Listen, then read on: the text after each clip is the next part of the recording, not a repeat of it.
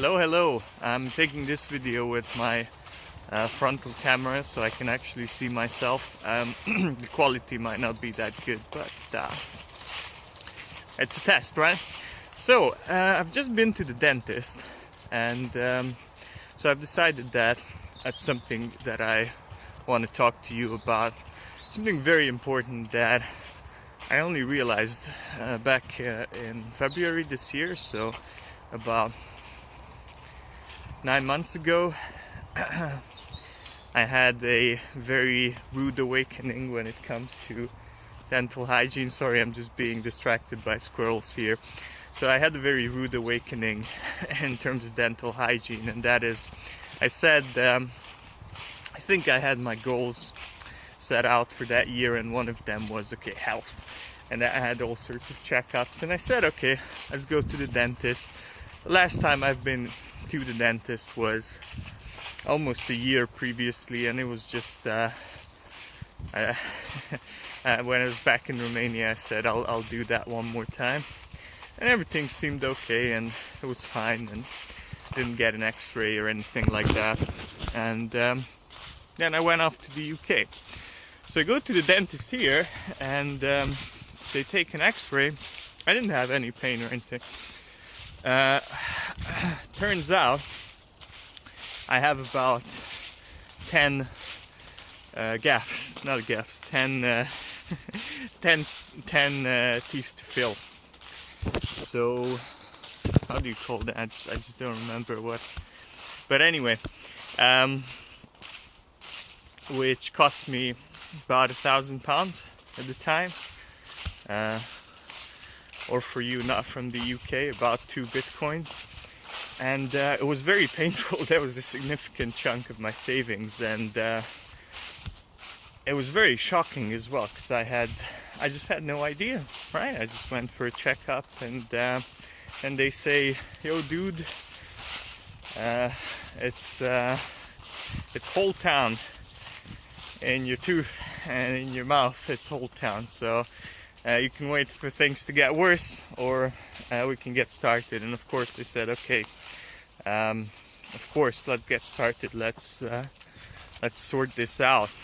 But it was a very painful realization, and I also got a bit of an education at that time from my dental hygienist about how to keep my teeth healthy. And man, I wish somebody had told me that before, because I think that I probably could have avoided all of those 10 holes if I had done the right thing. And I was shocked. I walked out of the dentist's office, and I was so shocked, and I was so upset that nobody had told me this stuff before. So I don't know, some of you are probably better than me with your dental hygiene, but some of you might not be, and I want to bring you this information so that you can avoid, first of all, this kind of bill and this kind of shock. And sorry for the hand, it's just my other hand is getting tired. So I want you to be able to avoid this shock, avoid the cost, avoid the pain, avoid all sorts of other costs associated to this, and just be able to have good, healthy teeth. It doesn't take that much, but it does take changing your habits if you're not doing it right. So I'll give you the advice that I've been given twice now by 2 different dentists on the subject. I'll begin with electric toothbrushes. So both dentists that I went to recommended electric toothbrushes to be used. And the reason for that is that they said that they personally see better results from patients who have them. They weren't selling it to me, I wasn't buying it from them, so I think that was a very kind of honest assessment. I did check some studies, and studies don't show a major difference between kind of manual and electric toothbrushes, but I will say that what my experience was, so I switched. It didn't cost me a lot, because I got off of eBay a little battery operated one, think it cost me £15. That would be like $17, something like that, and significantly cheaper than the ones which have their own, the ones that you can charge. So I got that, and the difference in my life is that honestly, brushing manually is kind of a chore, but brushing with an electric toothbrush, at least to me, it's kind of fun. You get this little buzzing thing going off in your teeth, and there's a certain way of how you do it. And yeah, by the way, don't take my stuff as medical advice, but I just recommend just buy one, and it shouldn't cost you too much. And then look up how you do it. There's the basic idea is that you kind of have to cover both the teeth and the gum part and kind of brush that middle part. I think you're supposed to hold for 2 seconds on each tooth, which can be a patience challenge at times, but if you think about it, the whole thing is still just 2 minutes. So that will help you a lot, and just kind of fun, and also very important. Go do the front, but also do the back, like the back of your teeth. It's often missed, it's especially easy to miss when you're hand brushing, because it's kind of annoying.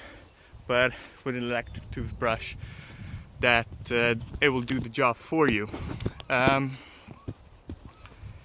Now, my dental hygienist today told me that I'd be better off getting one that charged, one that has its own accumulate, I don't know, it has its own battery basically, and I'm not sure I will do that.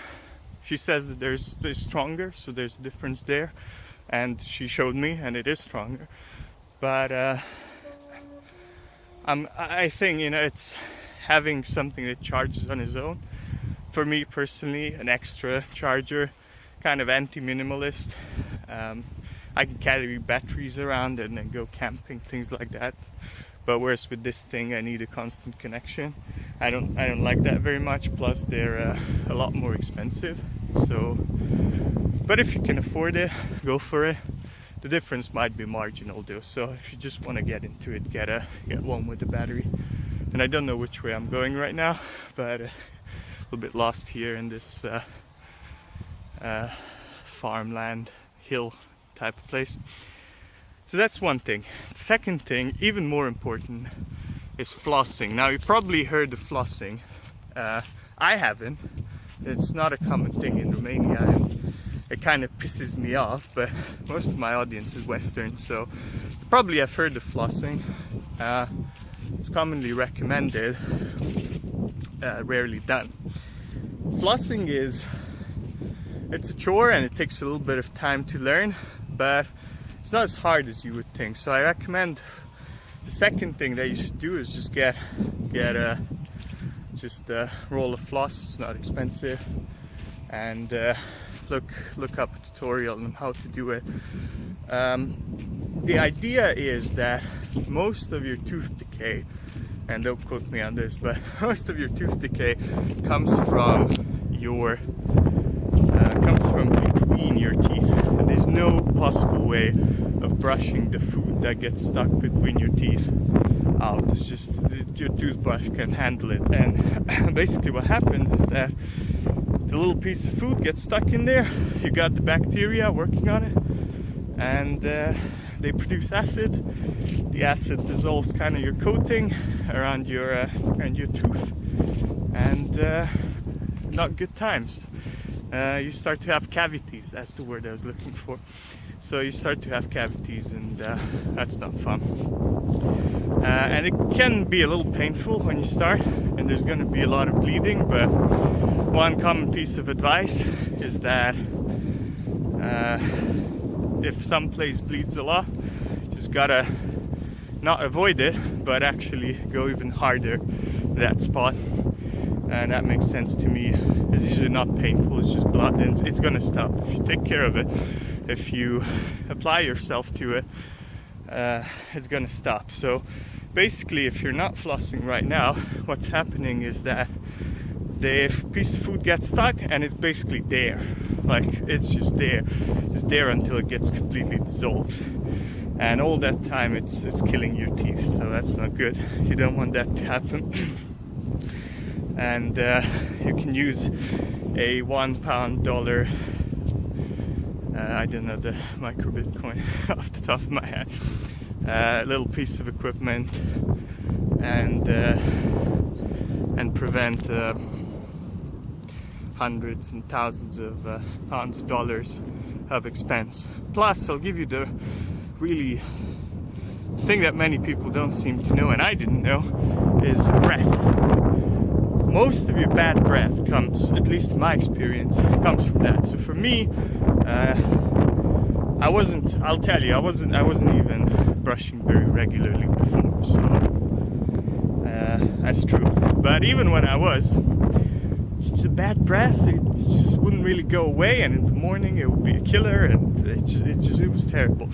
And now that I started flossing, it's gone away. I can wake up in the morning and smell my breath, and if I did a good job last night flossing, it's not going to be very bad.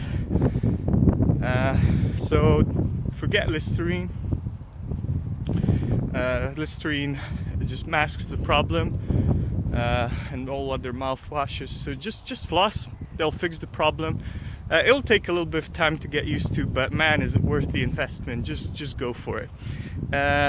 Another tip is that you shouldn't rinse after you've so you'd floss first, so they kind of move the stuff out, and then you'd wash your teeth.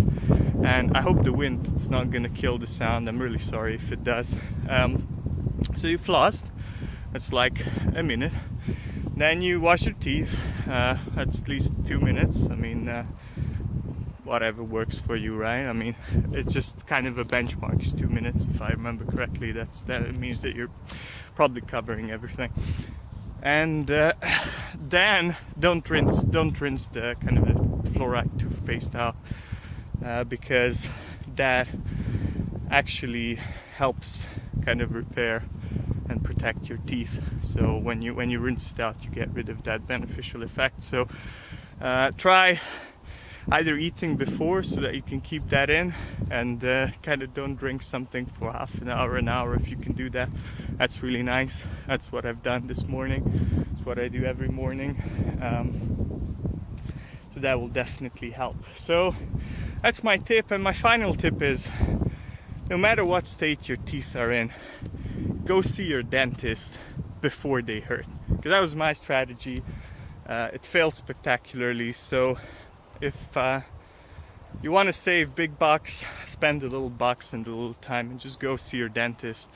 Even if your teeth are in a bad condition, don't wait for all of them to be replaced. Just know, at least you can choose to just have the checkup, have the hygienist clean it really properly, get the tartar off, and just choose not to take any of the things that they recommend, any of the procedures. That's really up to you. But you want to know, I would suggest doing it, but you want to know what's going on in your teeth. You just at least want to be aware. You want to be aware what kind of costs it has, so then you can make an informed decision, and you can say, okay, I'll go ahead, or if it's really bad, I might have to save up to go ahead. Things like that. Another tip that comes to mind is that if you go to Eastern Europe on a trip, might be very wise to use the dentist there, because the price difference is phenomenal. I think if I tell the guys here what I was paying there, or the guys in Romania what I'm paying here, they would both they wouldn't believe it probably if they're not very aware of this. So yeah, that's my final tip. But anyway, ignore that for the time being. And if you haven't seen your dentist in 6 months, 8 months, 9 months or more, just go do it.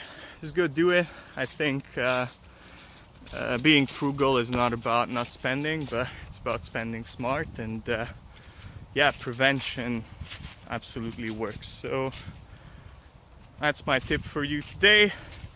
I hope the frontal camera and the wind and everything still made it enjoyable, and I'll see you tomorrow.